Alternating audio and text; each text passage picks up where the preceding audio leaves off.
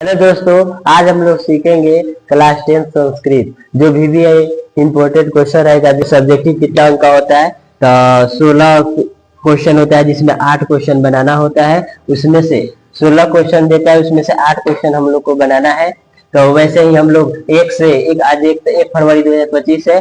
15 फरवरी 2025 तक हम लोग चलेंगे, मैंने 15 फरवरी तक हम लोग चलेंगे। 1 से 2025 फरवरी तक हम लोग VBI ऑब्जेक्टिव जो बिहार बोर्ड में पूछा हुआ है सब पर हम उस पर फोकस करेंगे।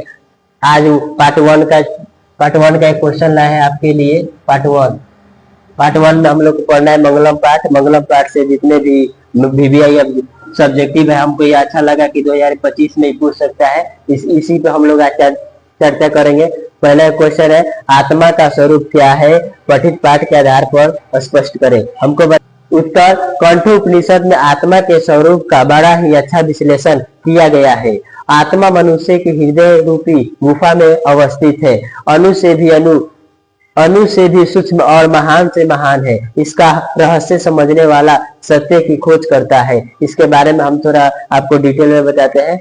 हम लोग पढ़े थे मंगलम पाठ में हमने जाना था आत्मा का स्वरूप कैसा है। आत्मा सूक्ष्म से सूक्ष्म और महान से महान है। यह मनुष्य के हृदय रूपी गुफा में निवास करती है।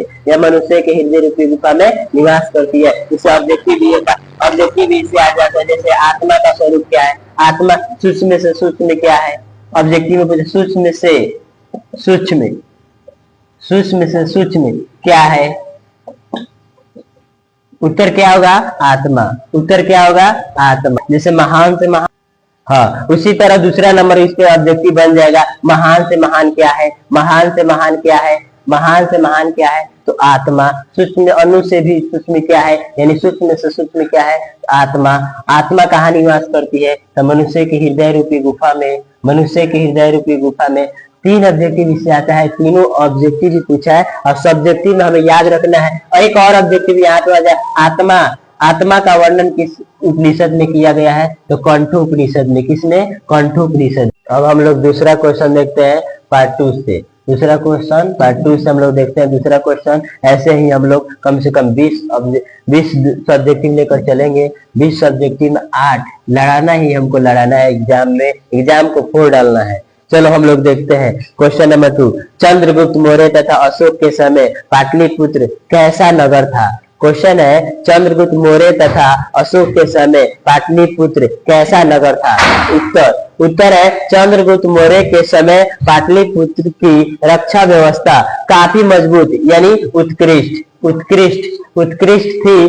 अशोक के शासन काल में इस नगर का वैभव और अधिक समृद्ध हुआ। इससे सब्जेक्टिव हमको याद रखना है और इस ऑब्जेक्टिव भी हमको याद रखना है कि चंद्रगुप्त मौर्य के समय पटना की रक्षा व्यवस्था कैसी थी। तो एक ऑब्जेक्टिव इससे निकल जाएगा, उत्कृष्ट। कैसी? उत्कृष्ट। ऑब्जेक्टिव में पूछा हुआ सवाल है बिहार बोर्ड में। दूसरे का नंबर क्वेश्चन है, इस ऑब्जेक्टिव बन जाएगा कि अशोक के समय पटना की रक्षा व्यवस्था कैसी थी? तो समृद्ध। क्या था? समृद्ध। कैसा था? समृद्ध। ऐसा 2 ऑब्जेक्टिव इससे भी मिल जाएगा। ऑब्जेक्टिव पर भी हम लोग थोड़ा फोकस कर रहे हैं और सब्जेक्टिव भी तो VBI है। तो पार्ट 2 से हम लोग आज दूसरा नंबर क्वेश्चन देखे। क्या? चंद्रगुप्त मौर्य तथा अशोक के समय पाटलिपुत्र की नगर व्यवस्था कैसी थी? तो चंद्रगुप्त मौर्य के समय पाटलिपुत्र की रक्षा व्यवस्था काफी मजबूत उत्कृष्ट थी। अशोक के शासन काल में इस नगर का वैभव और अधिक समृद्ध था।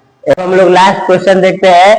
नंबर है 3। अंश कथा पाठ से क्या शिक्षा मिलती है? अंश कथा पाठ से में क्या शिक्षा मिलती है? उत्तर होगा, मैथिली कवि विद्यापति द्वारा रचित पाठ अंश कथा में आलसियों के माध्यम से शिक्षा दी गई है कि उनका भरण पोषण करुणाशील अर्थात दयावान के बिना संभव नहीं है।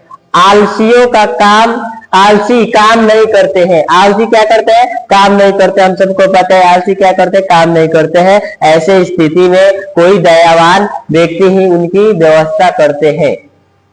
उसके बाद अभी इससे ऑब्जेक्टिव देखो कैसे निकलेगा। बहुत सारा ऑब्जेक्टिव इससे हम लोग निकाल सकते हैं। जिसमें अंश कथा के रचयिता कौन है? तो विद्यापति। अंश कथा के रचयिता कौन है? विद्यापति। कहाँ के विद्यापति कहाँ के रहने वाले थे? तो मैथिली के। कहाँ के कवि है? मैथिली के। मैथिली के प्रसिद्ध कवि थे और विद्यापति। उसके बाद अंश कथा में किसका वर्णन किया गया है? तो आलसियों का। किसका वर्णन किया गया है? आलसियों का। उसके बाद इसमें शिक्षा क्या दिया गया है कि मतलब आलसियों का कौन मदद कर सकता है? आलसियों को कौन मदद कर सकता है? तो करुणाशील और दयावान व्यक्ति ही आलसियों का क्या करते हैं? मदद करते हैं। बाकी उनका जीवन संभव नहीं है अगर यह करुणाशील व्यक्ति और दयावान व्यक्ति उनका हेल्प ना करे तब। उसके बाद आलसी काम नहीं करते हैं, ऐसी स्थिति में कोई दयावान ही उनकी मदद उनकी व्यवस्था करते हैं। उसके आलस गाथा में कितने व्यक्तियों का वर्णन किया गया है? तो चार पुरुष का वर्णन किया गया है जो चारों आलसी थे। इसमें कुछ धूर्त भी लोग आ गए थे। धूर्त लोग जो आग लगने पर क्या हुआ? पूछता है परीक्षा में, कौन आग लगने पर भाग गए थे? धूर्त लोग। कौन भाग गए? धूर्त लोग। लेकिन आलसी पुरुष चारों नहीं भागे, चारों यह नहीं भागे। आज के लिए बस इतना ही, और आप लोग लाइक कमेंट और शेयर करते रहिए। ऐसे ही वीडियो के लिए हम आगे बनाते रहे, और आप लोग से अनुरोध है कि आप लोग पूरा वीडियो वॉच कीजिए, इससे आपको हेल्प मिलेगी और अपने माता पिता का नाम रोशन कीजिए। थैंक यू, धन्यवाद।